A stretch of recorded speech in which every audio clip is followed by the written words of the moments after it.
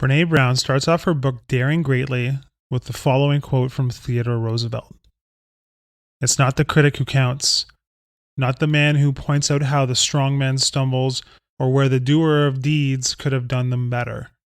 The credit belongs to the man who is actually in the arena, whose face is marred by dust and sweat and blood, who strives valiantly, who errs, who comes short again and again, because there is no effort without error and shortcoming, but who does actually strive to do the deeds, who knows great enthusiasms, the great devotions, who spends himself in a worthy cause, who at the best knows in the end the triumph of high achievement, and who, at the worst, if he fails, at least fails while daring greatly, so that his place shall never be with those cold and timid souls who neither know victory nor defeat." The rest of the book deals with what it means to be in the ring and dare greatly. Join us for the next 12 minutes as we explore why daring greatly is in such short supply these days and what we can do to create more of it in ourselves and in the people we lead. The problem: a culture of scarcity. Why don't we have more people in the ring? Brown suggests it's because we live in a culture of scarcity, which has three distinct components.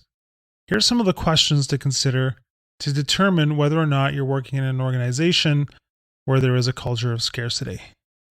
Number 1, shame. Is fear of being made fun of used to manage people and keep them in line? Is the self-worth of the people who work with you connected to achievement, productivity, or compliance? Do you often find people blaming each other for problems? Is name-calling an acceptable norm? Number 2, comparison. As Brown points out, there's a difference between healthy comparison and unhealthy comparison. Is there constant comparing and ranking of people at your company? Are people judged only by narrow standards and not recognized for their unique contributions to the team? Number 3, disengagement. Are people afraid to try new things and take risks? In meetings, is it easier for you and others to stay quiet rather than share stories, experiences, or ideas? When you do share, does it feel like nobody is paying attention or listening carefully? If you answered yes to some or all of these questions, it's likely that you are participating in a culture of scarcity. Why are so many organizations like that? It has a lot to do with how we perceive and view vulnerability in our culture. Myths of vulnerability. Daring greatly requires us to be vulnerable, which means that we leave ourselves open to uncertainty, risk, and emotional exposure. There are 4 myths of vulnerability that have led us to, as a culture, view it as something to be avoided at all costs. Myth number 1. Vulnerability is weakness. To speak up when we don't understand, to push to the edges of our ability to see what we are truly made of, even though we will most likely fail. To share when we're struggling with something so that we can get help. Unfortunately, in our culture, those things are considered weaknesses. You're supposed to hit your goals, know the answers, and keep a positive attitude at all times. However, only the strong can admit when they are struggling and push themselves to the limits of their abilities, exposing themselves to certain and constant failure. Brown knows this from her research, because when people describe what vulnerability feels like, they describe things that look an awful lot like strength instead of weakness. Asking for help, saying no, starting my own business, helping my wife with cancer prepare her will, saying, "I love you" first, trying something new, getting pregnant after 3 miscarriages, waiting for the biopsy to come back, and exercising in public when I'm out of shape. Myth number 2. I don't do vulnerability. Brown starts off this section with a great quote from Madeleine L'Engle. When we were children, we used to think that when we were grown up, we would no longer be vulnerable. But to grow up is to accept vulnerability, To be alive is to be vulnerable. It's easy to tell yourself that you don't do vulnerability. That's for other people. That's for children. But of course, there's no way to avoid it in life. As Brown says, we don't do vulnerability. Vulnerability does us. Myth number 3. Vulnerability is putting it all out. Vulnerability is not oversharing, talking to everybody you meet about your feelings, and posting emotional messages on Facebook. Rather, it's sharing your feelings and experiences with the people who have earned the right to be in your inner circle. Vulnerability is something to be shared with people you can trust. As Brown points out, trust is something that is built one marble at a time, which is a reference to the concept she calls the marble jar. Basically, trust is not a single grand gesture, but something that gets built by small and consistent deposits over time, like remembering somebody's birthday, keeping secrets when you're asked to, and sensing when somebody is sad and asking them why. Myth number 4. We go at it alone. We live in a culture that celebrates individual achievement. However, vulnerability isn't one of those things you want to do by yourself.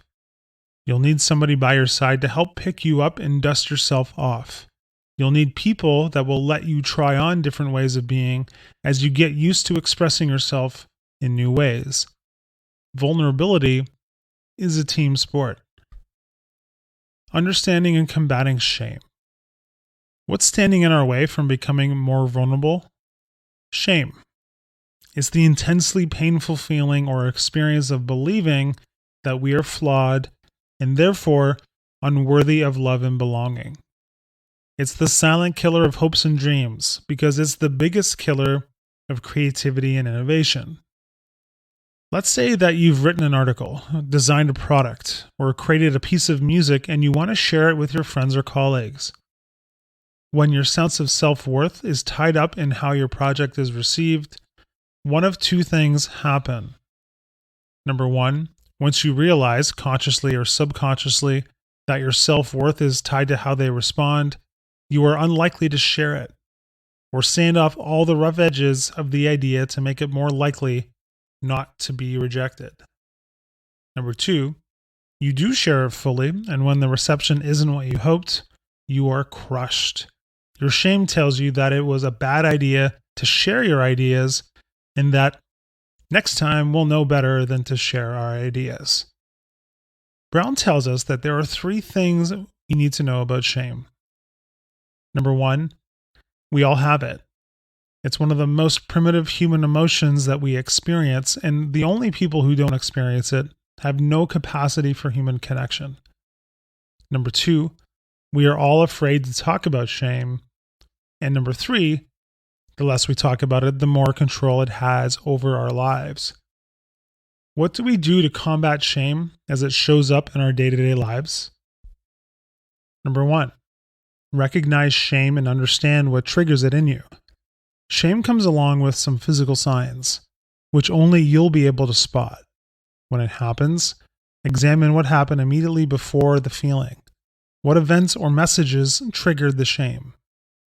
Number 2, practicing critical awareness. Do a reality check about the events or messages that triggered it. Are the expectations you placed on yourself reasonable and attainable? Number 3, reaching out. Share your story with the people in your circle of trust. And number 4, speaking shame.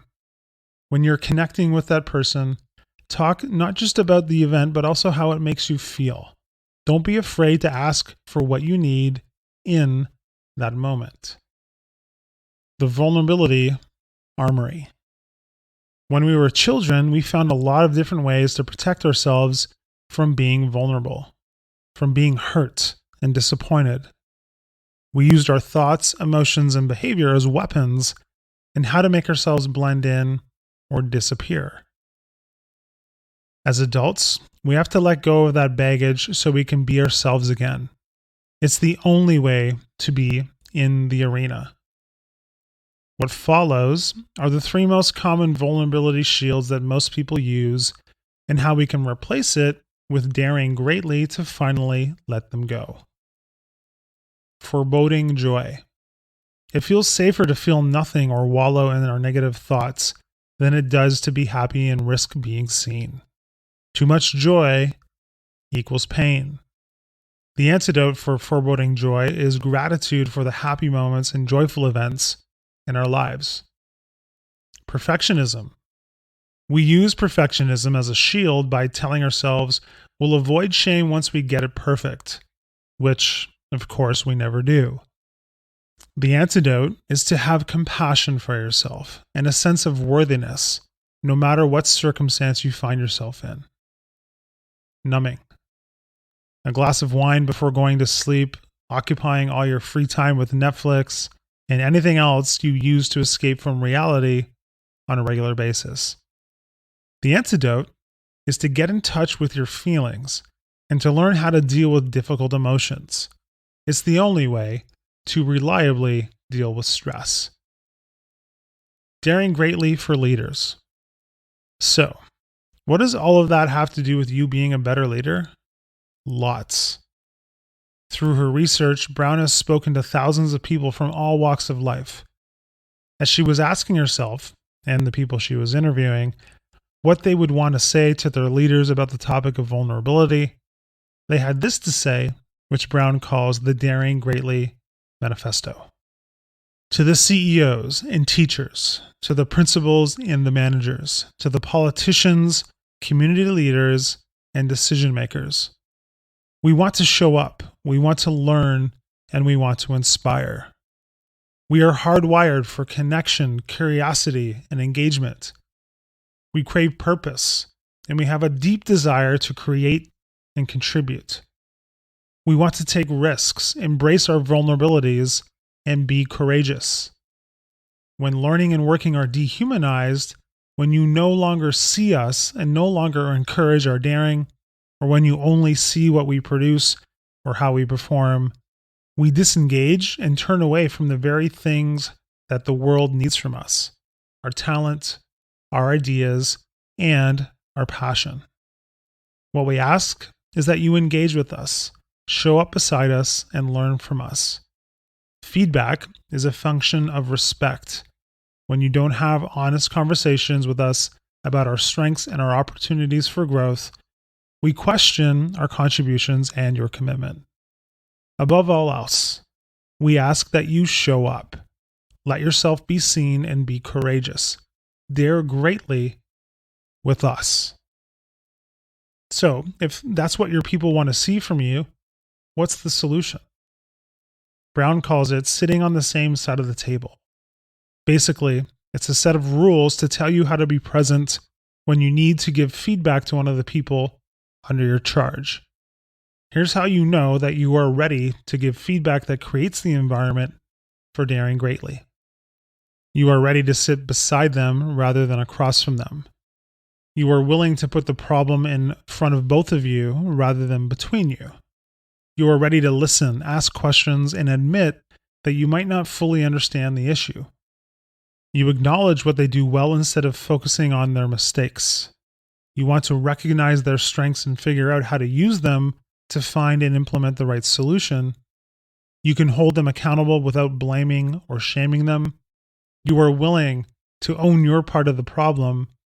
You can genuinely thank them for their efforts. You can talk about how resolving the challenges will lead to their growth and opportunity. You can model the vulnerability that you want to see in them. If you are ready to do all that as a leader, you are ready to dare greatly.